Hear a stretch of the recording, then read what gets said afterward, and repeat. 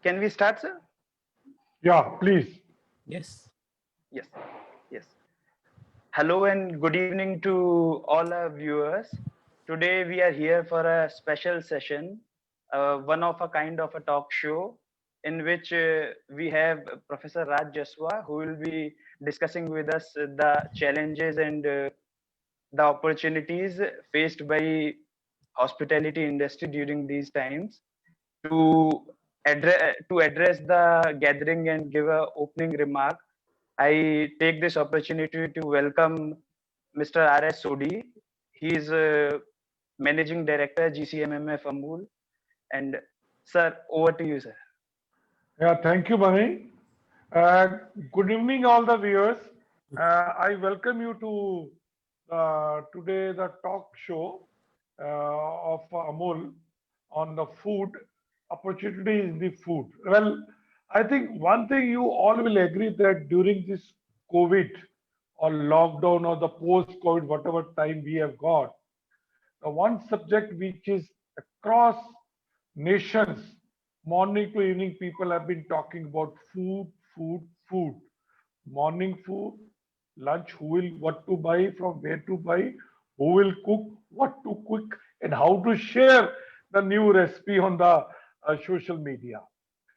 And the one sector which has not suffered at all, or rather, organized sectors have grown 10 to 15%. I'm talking about because we're in the organized food sector, and Amul is today India's biggest food brand with a 7 billion turnover. Is the food. Food has not suffered.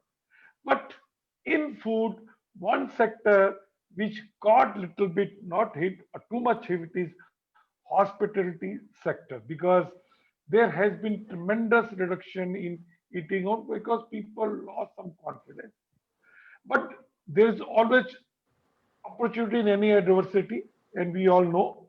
And today, that's why we have arranged a talk with the experts to give their views on how to ensure that post-COVID, what is the opportunity in the food sector for the hospitality sector. So, and I'm extremely happy to introduce to all the viewers of Amul on all the social media platforms, Professor Raj Jaswa, who will be talking on this subject for us. And I'd like to give little background of Professor uh, Raj Jaswa, who is a professor of entrepreneurship at IIT Gandhinagar as well as IIT Bombay and VNIT Nagpur. And he is basically electrical engineer from IIT Bombay and passed in 1975. Professor Raj Jaswa co-founded three successful startups during his career: Opti, Selecta, and Dino. Opti was then the world's largest supplier of PC-compatible chipsets. Selecta had one of the best IPO debut during the dot-com boom in 2000. Professor Raj was named to Forbes list of top CEOs, corporate America's most powerful people, and we are lucky to host him today on the. After three successful companies, Raj decided to mentor startup like anybody. I mean, today we need mentors to gear up, to motivate, to guide these startups across world. And Raj served as the president and director of TIA, the Indus Entrepreneurs Silicon, which is world's largest non-profit organization dedicated to helping entrepreneurs.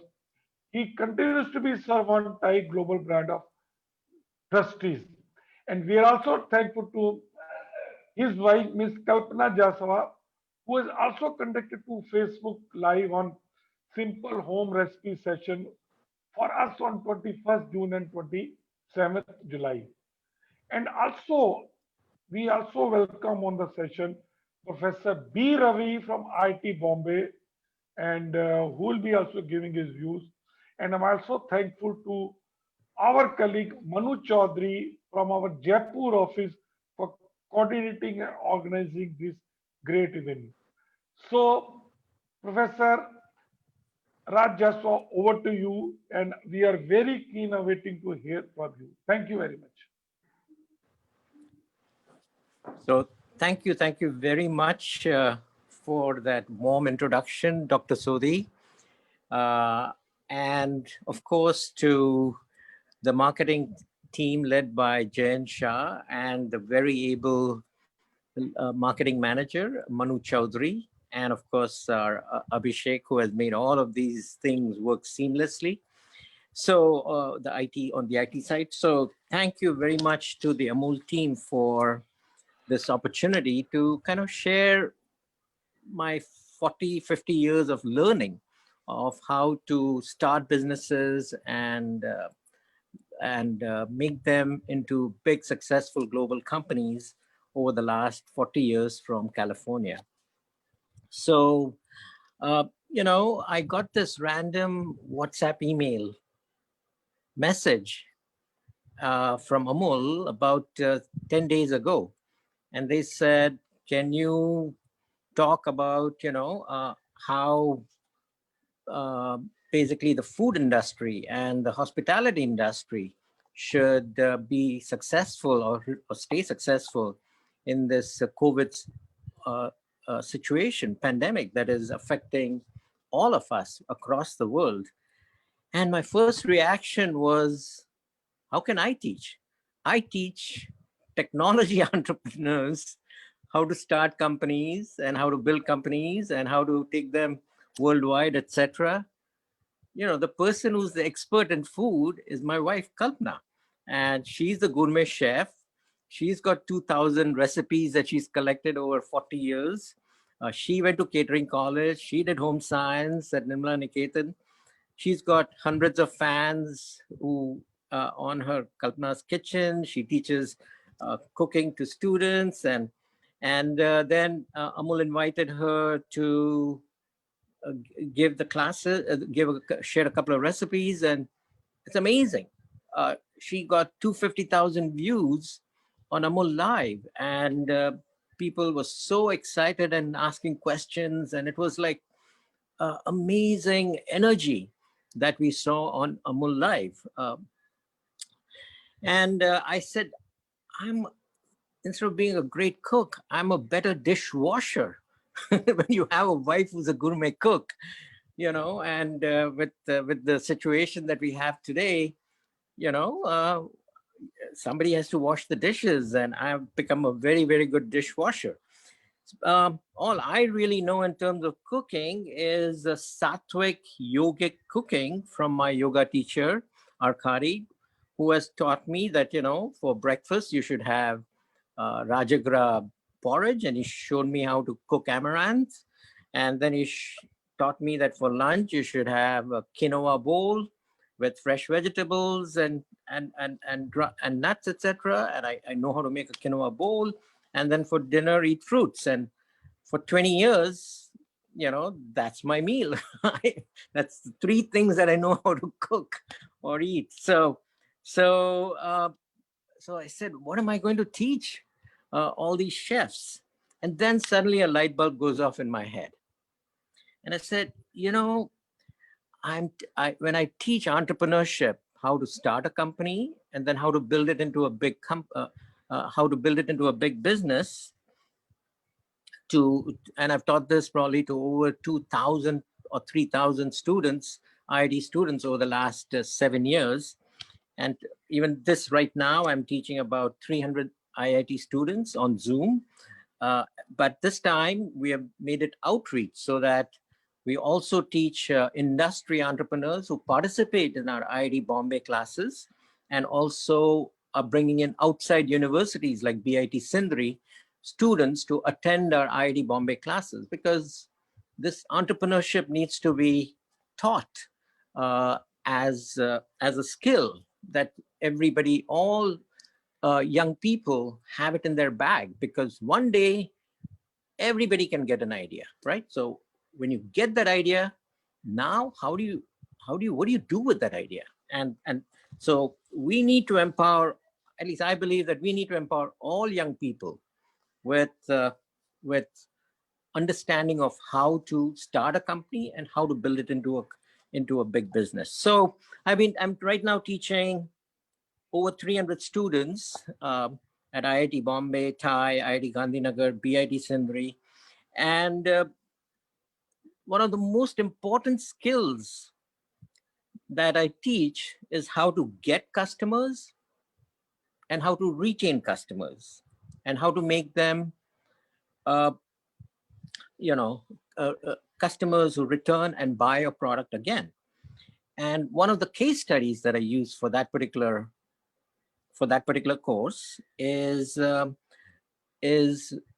case study of Yum Industries and the CEO David Novak, and how over 16 years he transformed Yum Industry from being a reasonable size US franchisee into a global powerhouse, where Yum Industries is now the biggest restaurant chain, not only in the US, but also in Europe, also in China, and also in India.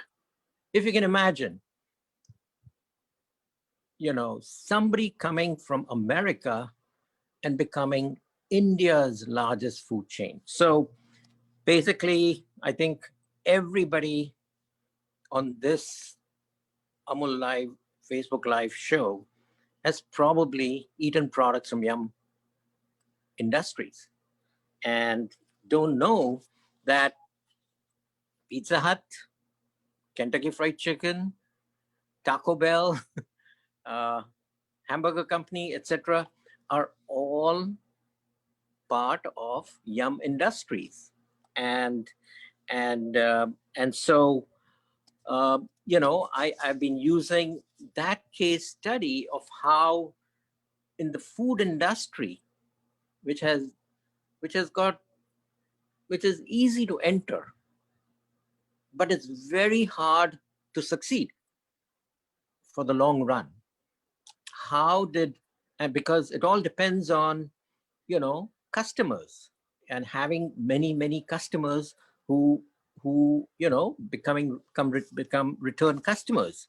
So there's a saying in marketing and business that you don't make money when the customer buys the first time. It is only when you get a repeat customer that you start making money from the business. And it's easy to understand that, because basically the amount of advertising, the amount of marketing in order to get the customer first time is very expensive. So no matter what the customer buys, in reality, you did not make any money. So the question is, what can you do in order to get a repeat customer? And that is what David Novak, CEO of Yum Industries, mastered. And that is the case study that I teach my technology entrepreneur students from IIT and from the industry, Thai, etc. But this is, an example I'm taking from the food industry. And I felt that why should entrepreneurs in the food industry not know the secret of how to become successful? And the only way to be successful is to get customers and make them into raving fans. So the secret for the food industry entrepreneur is how to get a customer and then how to make that customer into a raving fan. Now, the wonderful thing that has happened is that Amul has given all of you an amazing platform. Every day, half a dozen new chefs are getting a chance to share their story, share their skills to basically a worldwide audience of 1.8 million foodies, people that love food in some form or the other, right? So they give you this opportunity to share your story with 1.8 million. And what shocked me is that on Amul Live, the enthusiasm, the stickiness, and kind of the positiveness, optimism, and the excitement is unmatched. I found, my son, who runs a big VC company called Wonderco, they just invested in a company called Quibi, $200 million investment, because they felt that these days nobody has got 30 minutes to spend on watching a show anymore. Everybody is so short of time that, all TV serials need to be 10 minutes in clips. So Quibi comes along with trying to, provide something that results in a 10-minute clip. We've all seen TikTok take off because the millennials don't even have 10 minutes time to give anybody. They've got 15 seconds. And so all video clips on TikTok are 15 seconds. And guess how many people have downloaded that app? 2 billion people, 1 in 4 human beings have downloaded that app. And then you go to Amul. On Amul Live, each of the 3 recipe sharing shows that Kalpana did, there were 250,000 plus views, and people watched it for 30 plus minutes. So when I look at that and I'm saying, oh my God, this Amul has tapped and is sharing and created a platform that really is of value to people's quality of life. And the question is, like, is this something that will be good only during this COVID pandemic?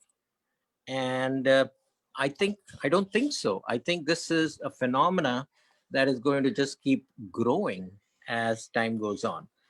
So let's now try to understand how to make customers into raving fans, how to make customers into repeat customers.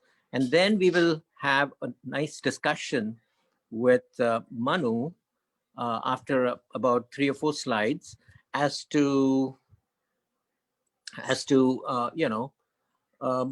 how in India, how on a global basis, how COVID is affecting, and maybe we can come up with some ideas and thoughts of how to go ahead and how, some suggestions for people in the food industry to go ahead and so let's go ahead and take a look at how to convert customers into repeat customers and raving fans.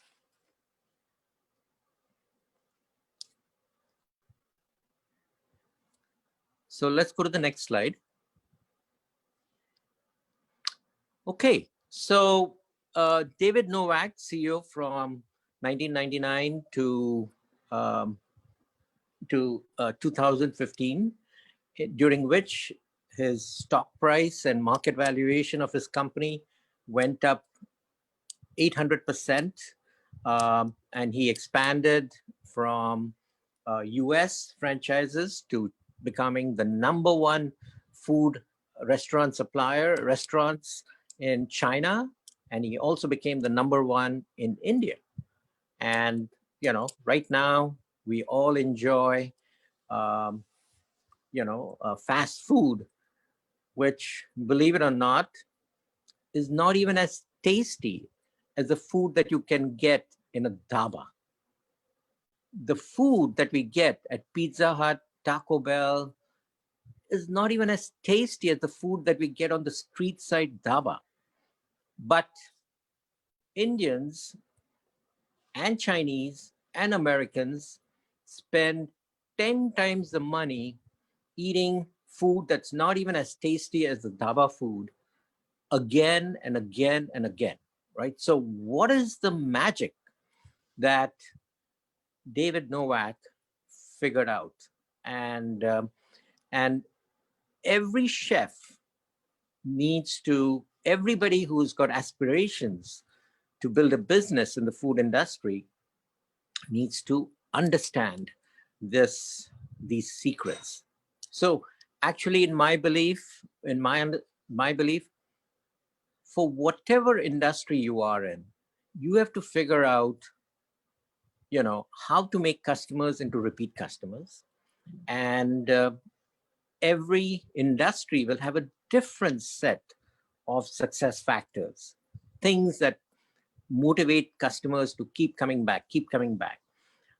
We have all seen and used Amazon. And by figuring out 25 years ago how to make customers into repeat customers, how to make customers into raving fans, Jeff Bezos has become the world's richest man, worth over $200 billion yesterday, right? Elon Musk has become the richest technologist, or one of the richest technologists, worth $100 billion by making his Tesla customers into raving fans for his cars, right? So you can see that for every industry, the difference between success and failure is knowing how to make customers into raving fans. And one of the questions that I'm going to be asking Manu is, and I should have probably asked Dr. Sodhi, is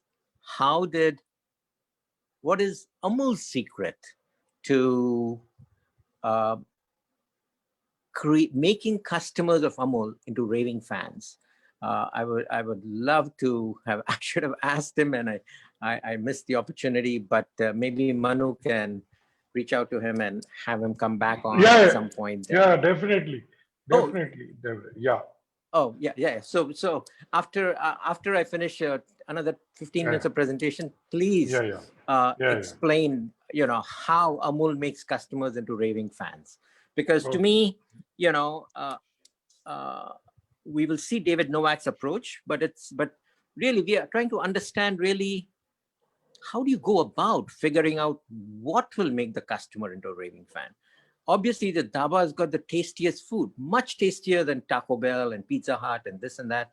And yet, he's not running a 10,000 crore business. Why not? He's got the best food. He's got much better than this Pizza Hut and Taco Bell food, which is, and yet why are these companies worth over 10,000 crores and the dhaba guy not worth 10,000 crores? Why? And so we want to understand the secret that David Novak and the Yum Industries has. So let's go to the next slide. So what David Novak figured out is the following 3 points.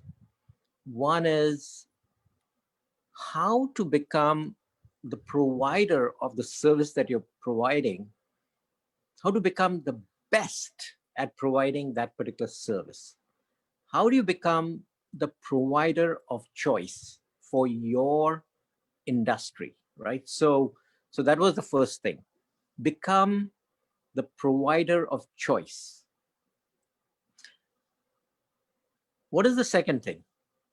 Become the employer of choice. A lot of people think that it needs to be the technology of choice or the product of choice. The answer is no. You have to be the employer of choice, and we are going to understand why you need to be employer of choice. And number 3 is how to be investor of choice, which is how do you get the resources that are going to allow you, that are going to help you become a great company. And clearly, Dr. Sodhi probably understands that very, very well. But at this stage, and actually I should back off, because even on a chef who has the plans to get his first restaurant needs to figure out how he is going to be the investor of choice. Because if he cannot convince investors to invest in his restaurant idea, or whatever food distribution idea, or whatever idea that he's got, there's no way that he can get his vision off the ground.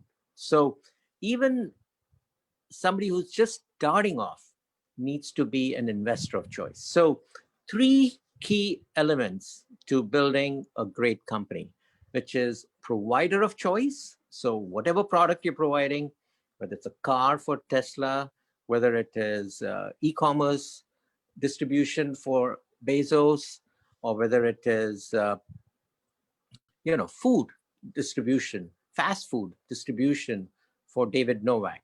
He wanted to be the best at that particular function.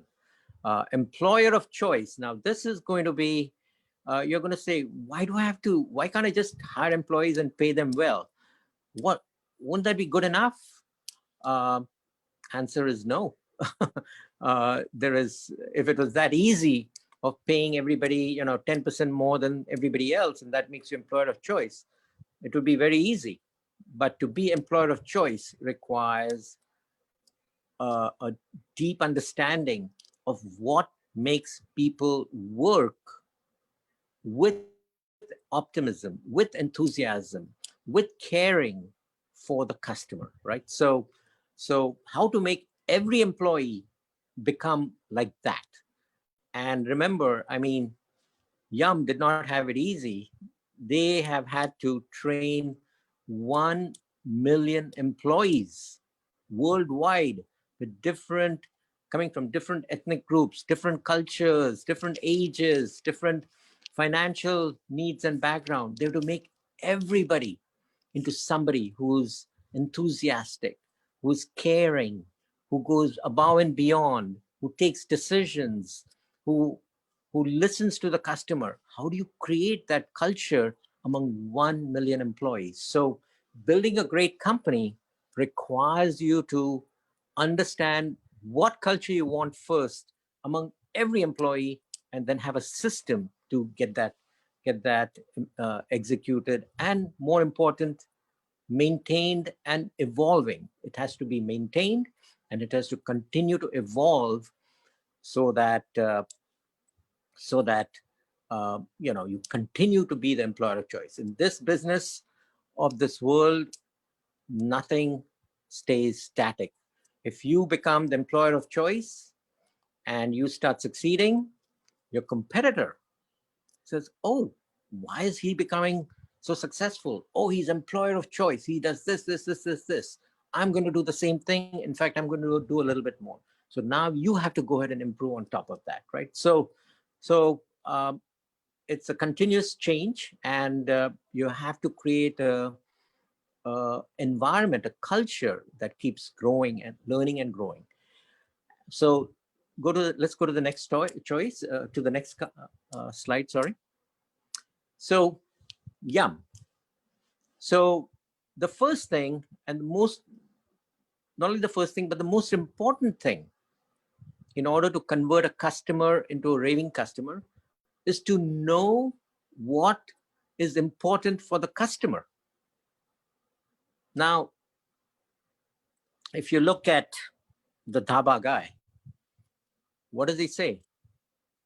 He feels that the most important thing for him is to have the lowest cost and very tasty food, and that's why he is a small business and he's not grown. Having the lowest cost and having tasty food will keep you into a mom and pop business, which will provide food for your family, but you are going to stay a family dhaba, right? So that is what David Yum figured out. that if your mind and your understanding of what customers require is limited to lowest cost and tasty food, you will do okay, but only for your own business. And unfortunately, I believe that in the food industry, we have probably the largest number of entrepreneurs who get started, but the failure rate of new restaurants is the highest in almost any industry.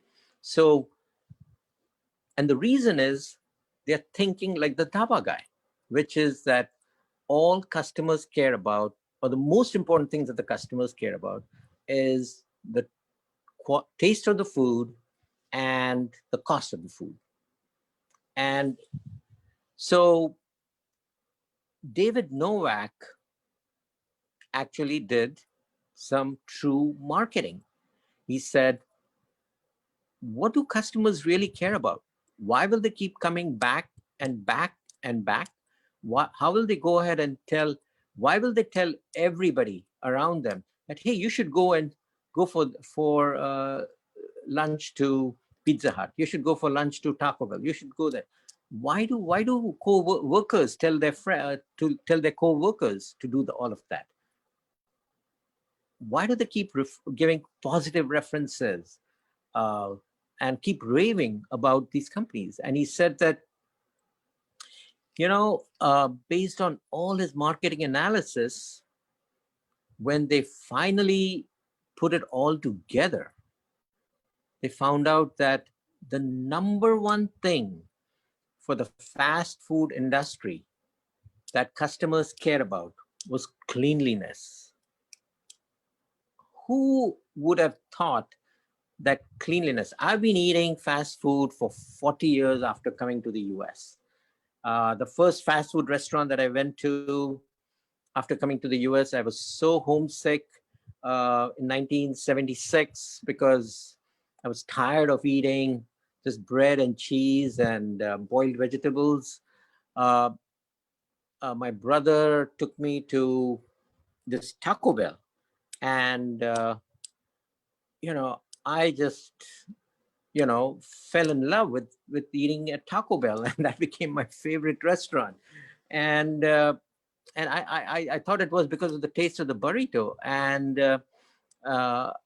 tacos and nachos and tostadas. And now, after studying the case study, I realized, no, I might have thought it was because of the taste of nachos and tacos and this and that. But it was the whole experience of going to Taco Bell. It was clean. It was sparkling clean. Everything was clean. The chairs were clean. The bathrooms were clean. I could look into where they were doing the cooking. The cooking was clean. The way the food was organized, that they were going to cook, the raw materials, they were clean. All the waiters and all the cooks were wearing gloves and caps, etc. And everything was clean. And they didn't tell me that come to Taco Bell because we are clean, but it was just the way they lived, they did their job. Cleanliness. It was in their DNA, right? So that was number one. Number two was hospitality. They were welcoming. Everybody smiled when you went to place the order. If you had any issue, they responded to you. When they served you the food, they went ahead and tried to do something extra. They gave you a few candies along with the food, so that, or they gave you extra sauces, more than you asked for.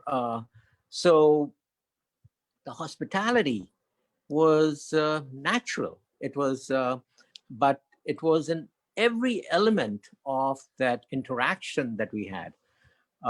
Number three was that, whatever you ordered, you got.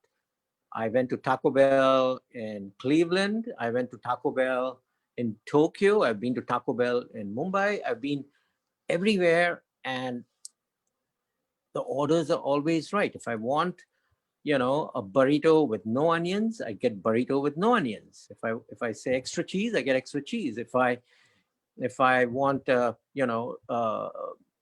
nachos or don't want nachos, I get it. So everything is accurate, and you can go to any of the 40,000 restaurants that Yum runs, and you'll get exactly the same 100% accuracy.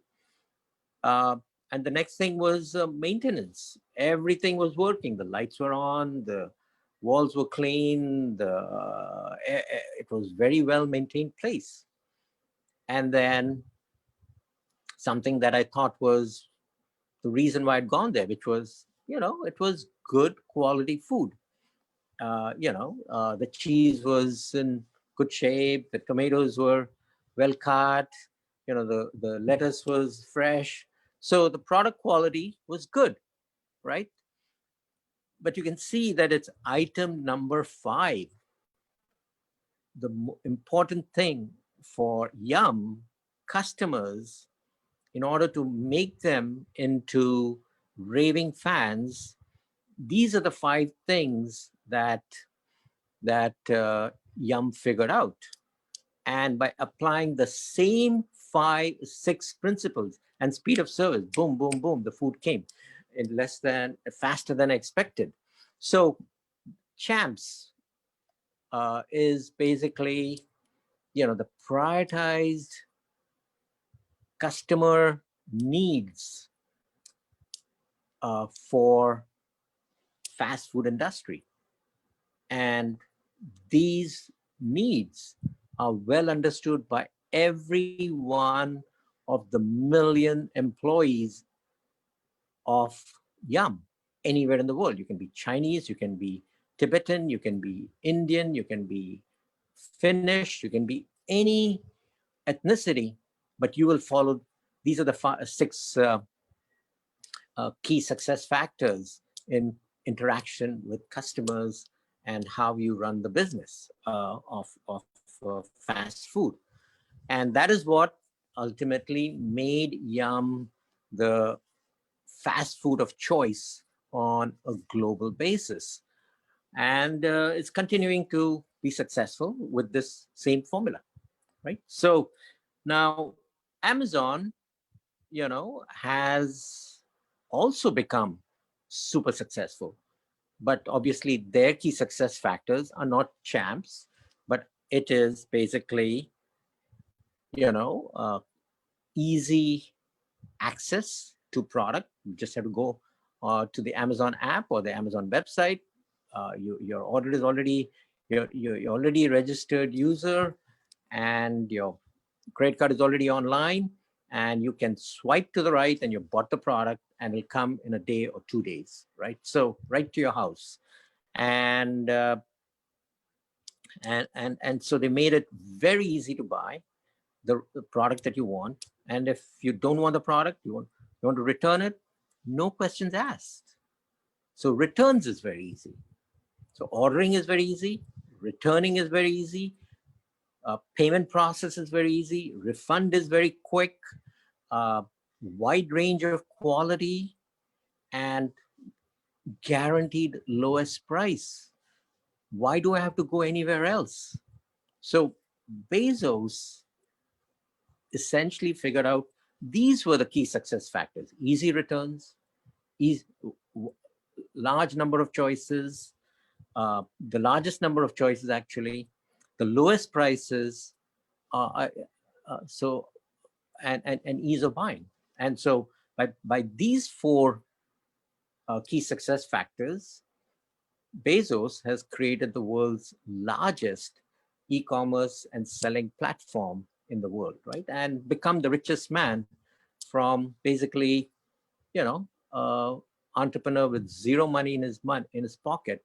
Now, 30 years later, he's the richest man in the world with $200 billion.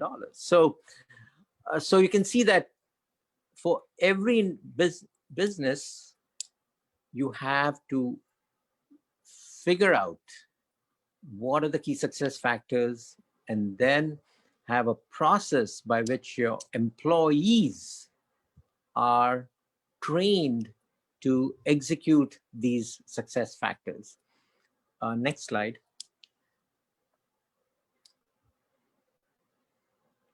So as an entrepreneur, food entrepreneur, you have to be the one that takes care of the customers the best, because you understand the latent and the real needs of the customer best. Entrepreneurs that understand the latent and real needs of the customers best can win in business. This understanding of customer care is not in the boss's head, is not in Dr. Sodhi's head. It is in Manu Chaudhry's head. It is in Abhishek's head. It is in every Amul employee's head. So it's not just the boss who knows how to take care of the customer. The same approach that the boss will take to take care of the customer, this with the same way the employer is going to take, the employee is going to take, because it's put in the DNA of the employee. So what is put in the DNA of the employee? That these are the prioritized needs, and now the employee has to apply it to every activity, task, and interaction that he has with the customer.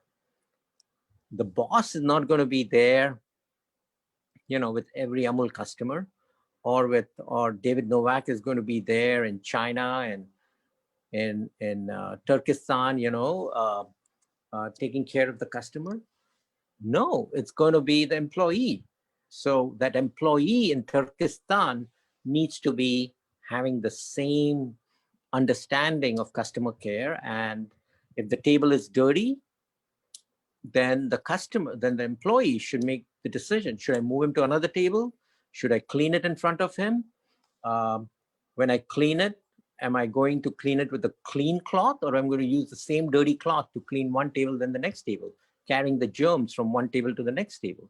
When I clean it, do I wipe it, and then do I make it dry by drying it with a dry piece of paper and throwing away that piece of paper?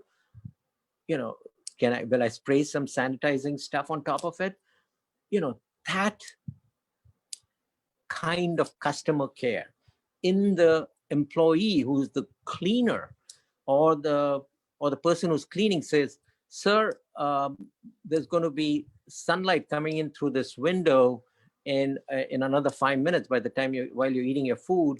Why don't you move to another table, which is going to be much cooler?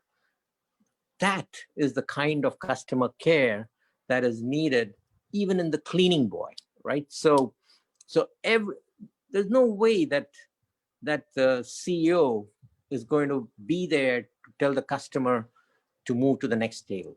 That's why it needs to be in the DNA of every employee as to how to take customer care.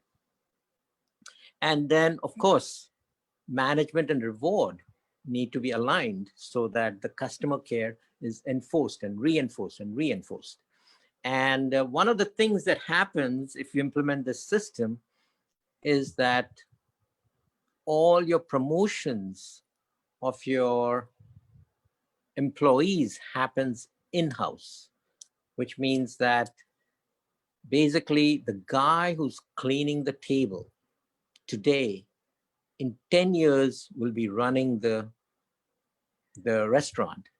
In 20 years, he'll be district manager or country manager, or maybe even the president of that company, right? So because essentially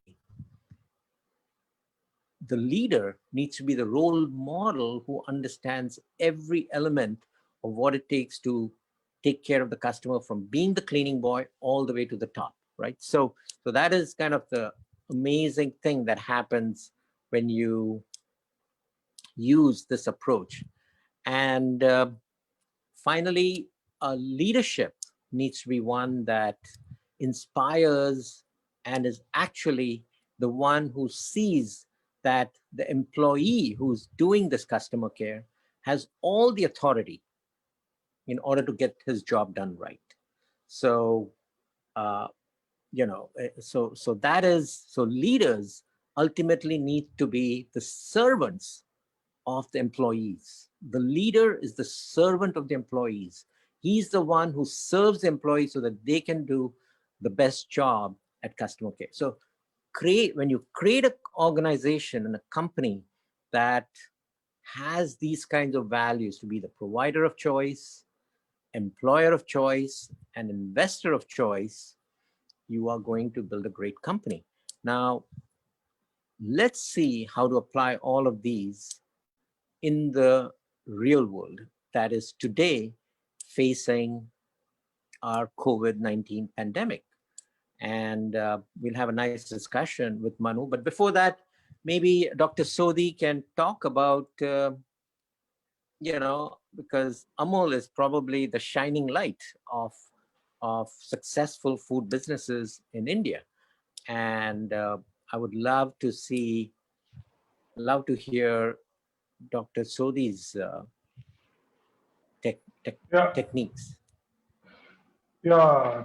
Thank you, Professor Raj Jaswa, for a very enlightening talk. Well, I'll just, because we have come here to listen to you, I'll just, the reason for Amul's success, Amul, which is number one brand in India, and we are mainly in food. And because our founder, Chairman Dr. Varghese Kurian, right from day one has said that you have not to win market share or the trust or loyalty, but you have to win the blind faith in Amul brand. And this faith is like Mm, the faith you have got in your religion, where you do not question the credibility of the mm, brand or the faith. And that never comes overnight or by seeing very expensive TV commercials on the TV or celebrities endorsing any brand or with very fabulous packaging. It comes by experience over a period. And Amul is there with the customer for the last three generations. Indian three generations have been consuming Amul and Amul product. And I can say that if five things which are like you have told cleanliness, hospitality, accuracy, maintenance, product quality, and speed of service, more or less the same thing what for a branded consumer product which are sold over the shelf is basically in food is first is using very pure good ingredients. That is what consumers mhm, should perceive. You are not replacing expensive ingredients like milk fat with the cheap ingredients or like palm oil just to save or reduce cost of production. Second is, like you said, cleanliness and the accuracy, the best latest food technology to process, pack, store, and deliver you food products across India and across 60 countries in the world. And third is quality and consistency in the product. What butter we used to mm, sell 55 years back is the same quality, safe ingredients, and consumer perception about Amul product. These are very, very safe. And above that is the trust in the brand. You see, today consumer want to buy branded consumer product, but trust in the brand. And lastly, and which is very important for any Indian branded food product is affordability. Because India is a country of 1.35 billion and which majority mm, is lower middle class. And if your product is not able to attract or make affordable for the lower middle class, you will not get the scale. And Dr. Raja mm, saw, I mean, all these factors, but one factor which I place above than these, and which is true for whether for Dhaba, for the Yum, or KFC, or any of McDonald's, anything is the taste. unless you meet the taste expectation of the customer, no customer will come again to buy your product. How? So first you meet the taste and then the factors what you have mentioned.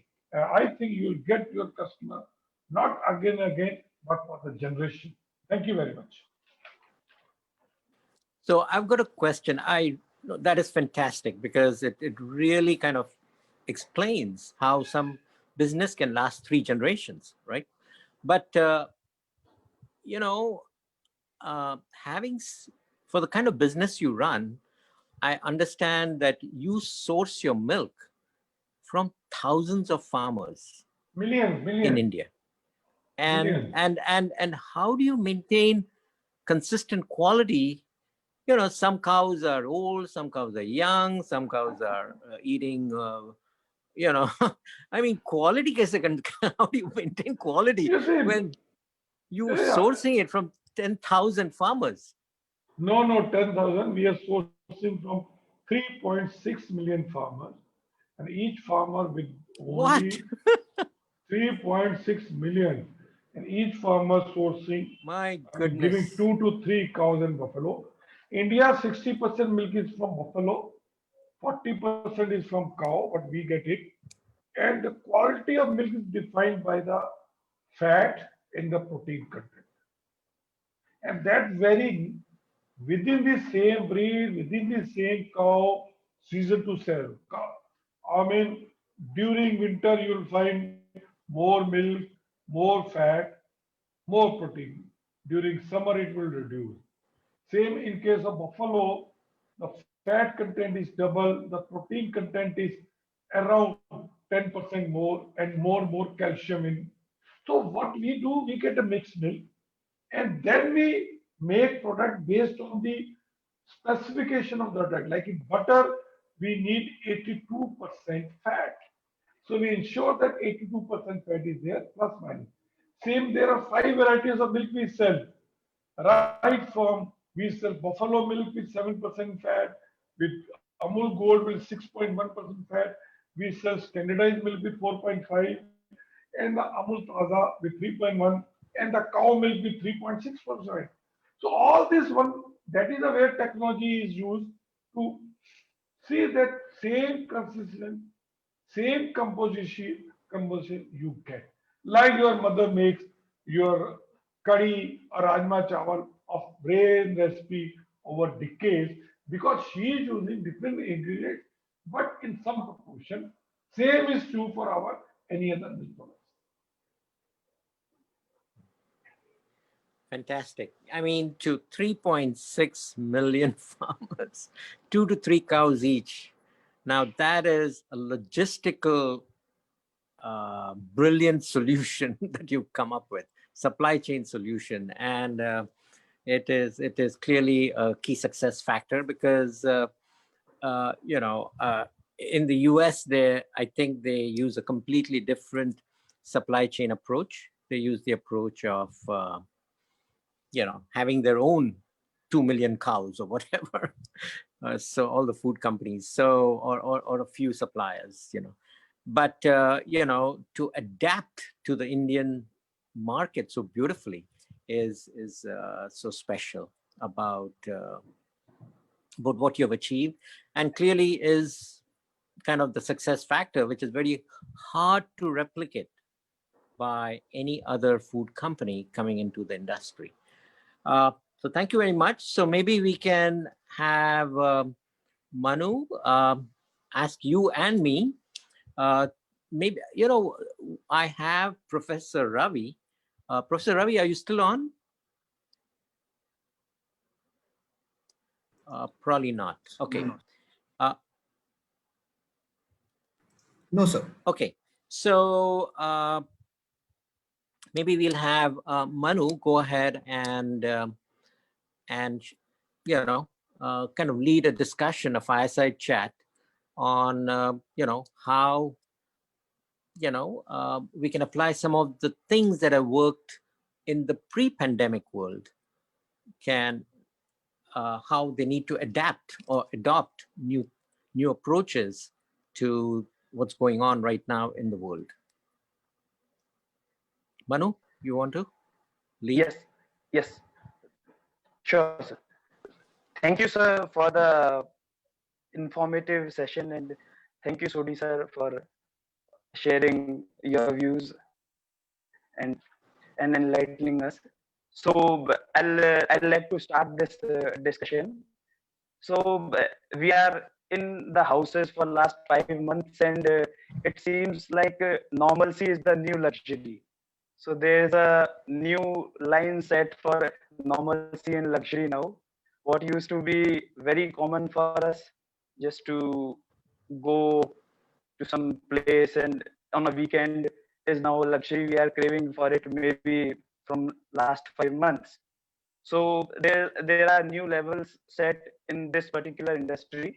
So I like to probably name a few of those measures. So there's a very important discussion nowadays going about realism and virtualism.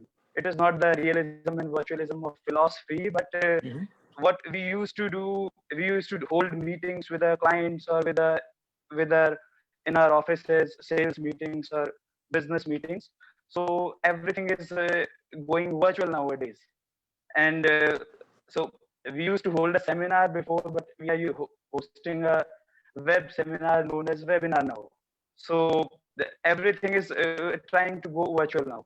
So a couple of days back, as as reading a few reports which say that people, a decent section of people now have become used to this virtualism, online meetings, and they will, they'll take time to come out of it. So not particularly to the food industry, but to the hotel industry, a lot of business for them comes from the corporate side. I do not agree to that view because I work in a kind of job which requires traveling. So I cannot think my business will come from a virtual mode. But there are reports which suggest that people, maybe due to cost cutting or due to getting used to these things, will shift somewhat to these modes and will take time to get back to the normalcy. So I would want to ask you your views on this, that how these things, post things getting over, we still hope a vaccine will come soon, and but post this, how things will be for the travel and hotel industry. Well, first of all, I think there's going to be a pent-up demand for traveling and going to hotels and trying and going different places. So actually, the day, this pandemic is over, and it will be over one of these days with the vaccine and with herd immunity and all of these things. It will be over at some point in time. Every pandemic to date has ended in a certain amount of time when the virus basically mutates out or disappears, or goes into hibernation state or whatever. So it will happen, and there's going to be a pent-up demand. So be prepared to see some explosive demand for travel services and hotel industry and tourism. So that is coming.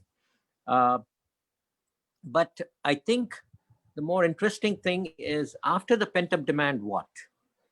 After the pent-up demand, I don't think it's going to, I think people are going to say, we had some real benefits from some of the ways that we learned to entertain ourselves, to educate ourselves, to connect with people online, how to shop online.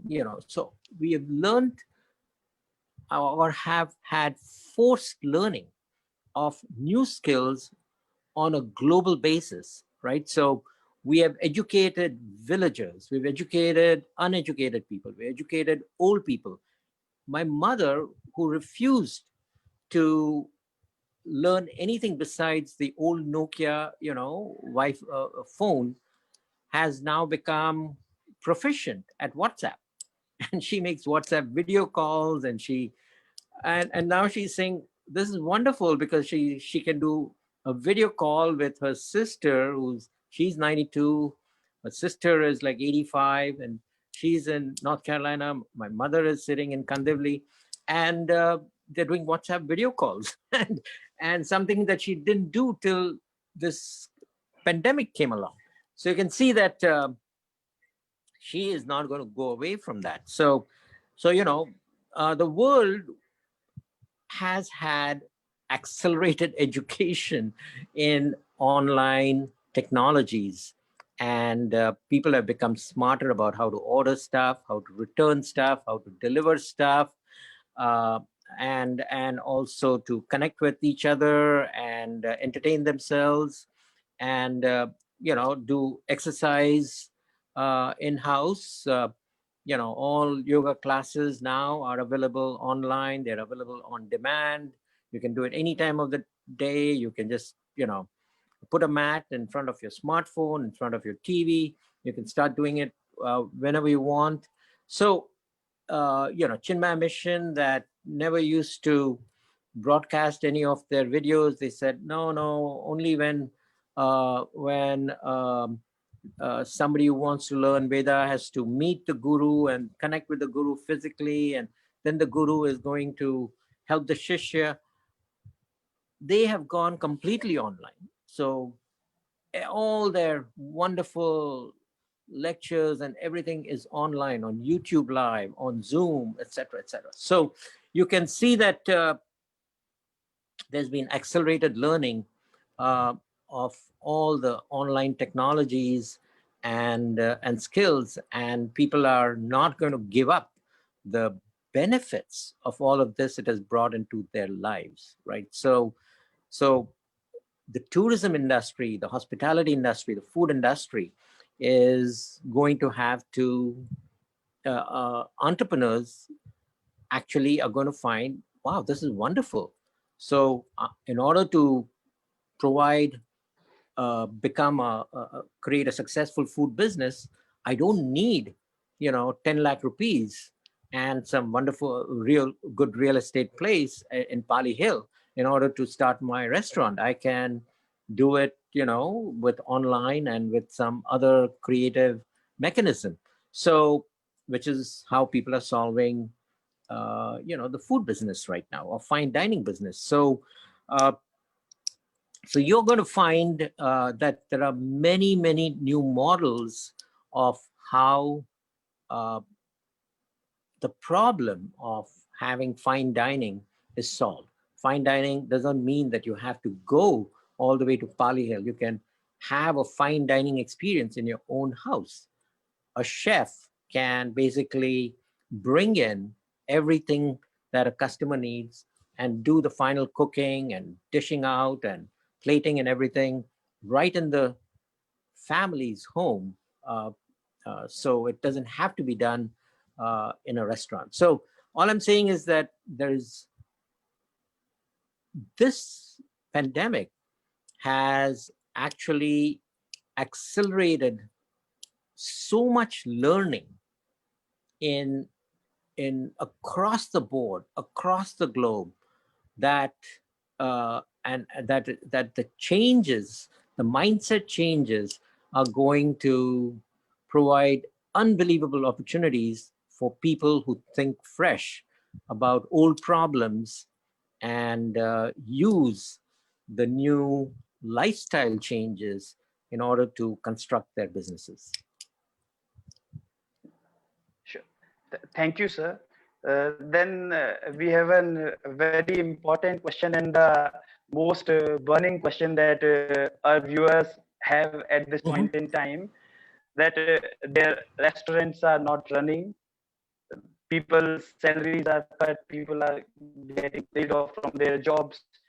The sole reason being revenues are not getting generated. The businesses have dropped to 10 to 20% of what they usually used to be, or maybe even lower. So they are not even able to meet their fixed expenses. So in these times, what are your suggestions to basically hold the ground and also to progress? Yeah. So as I said, you have to change with the times. You know, when you're running a business, you can't go back and say, "Oh, I wish things were different." The things were the way they were. If the world changes, the ecosystem changes, you have to adapt. There are so many animals in nature that said, no, I'm only good for tropical weather and I only eat this kind of grass. And when the weather changes and the climate changes, and instead of that grass and that fruit, some other weed and some other fruit grows, they basically stick to their old diet and they go extinct. Guess what? If you hope for the weather to change back or the climate to change back to what you thought, what you really enjoyed, you are probably going to go extinct. So those people whose businesses have gone down 20%, gone down by 80%, and are just waiting for times to go back to the old times, unfortunately, are going to go extinct. But obviously, the need for fine food is always going to be there. The need for fast food is always going to be there, whether the physical restaurants are there or not, or whether people go to physical restaurants are there or not. So obviously, how do you take care of the need, right? So online delivery, uh, you know, one swipe ordering, um, basically like chefs that come and cook at your home. Um, so you can see that new business models will emerge to solve the same needs, because the needs don't go away. We need breakfast, lunch, tea, dinner. We need 4 meals, every human being, in some form or fashion. And uh, you know with the environment or the ecosystem that people are living in, given that they have now become smart about online world, etc., and the benefits of it, we are going to have to, every company and every business is going to have to think out of the box, be creative, and the ones that find the answer are going to win. So just like David Novak from Yum Industries figured it out, and you know, ended up creating the world's largest food chain, not only in India, not only in US, but also China. Imagine how different China, I've been to China, and the number of dishes that they have, since they eat everything in the world, you know, uh, is enormous. It's like 10x, what Indian meals are, and Indian foods are like 10x what American foods are, right? So you can see that because of all our spices and styles of cooking and ethnicities and so on, and weather, climates, and so on. So you can see, but in every environment, Yum Yum brands succeeded. So uh, same way. Uh, you have to every person in a particular business has to uh, evolve, and otherwise he goes extinct. Thank you, sir. So you have already answered. My next question was about the changing trend from fine dining to online delivery, and Sure. people getting used to it. But what I further wanted to know was, because you are staying in a different country and the industry can be different from what it is in India, and it might face different challenges. But can you tell by an example or two during these time one or two of the successful models that a few food companies in the US have come up with, and they are solving this problem of people not able to find dine, still they are retaining their businesses. So can you throw some light on such ideas which you see happening out there? Yeah, I think, like, probably the industry that has done shockingly well because of the pandemic is the grocery business. Uh, if you look at the stock of uh, Costco, it has tripled because of the pandemic, because essentially Costco ended up, you know, quickly responding to the needs of a pandemic kind of buying situation. So they changed as soon as the pandemic came, and they started seeing that, they changed basically all the products that they stock and how they deliver and how they added online ordering, online shipping, curbside shipping. They just adapted so fast that basically, people who would do grocery shopping every 2 days at the local grocery store or whatever said, let me just go once a week to Costco and buy everything that I'm going to need. And essentially, they have grown probably by a factor of 2 or 3 in the last 6 months, and their stock price has gone up 3x, 300%. So, the grocery business uh, and the company that has probably executed the best in the grocery business was Costco in the US. I think in terms of uh, restaurants, I find it hard to think of any company because almost everyone, very few of them seem to have, taken advantage of this pandemic the way Costco did for grocery foods. Uh, but I think some entrepreneurs are benefiting. So there are entrepreneurs that have been focusing on helping families cook food at home, have home cooked foods. So there were, even before the pandemic started, there were companies in the US that wanted to re-promote home cooked food. These companies have probably done very, very well.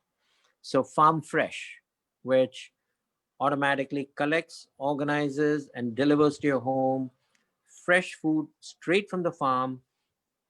They had us, they had, they had, kind of a small business going, but all of a sudden they are becoming a very significant way for consumers to acquire fresh fruits and vegetables.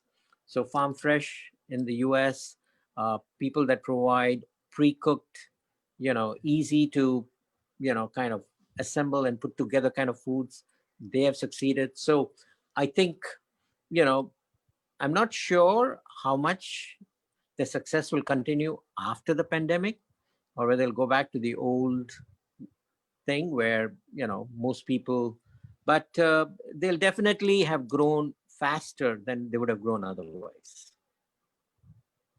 Yes, yes. Thank you, sir. I think we do not have any more questions from our viewers, and they are happy to learn a lot of lessons from you. So I'll like to thank you and Sodi sir for this session, and I'd like to hand it over to Sodi sir to give the ending remark and close the session. Yeah, thank you, Manu, and thank you, Professor Jaswa, for giving us your valuable time and the very encouraging inputs for all the hospitality section. And we are really thankful. So I say And we are thankful to all the audience who have just sat through the whole session. And good night. Dhanyavad. Thank you very much, Amul and Dr. Suri.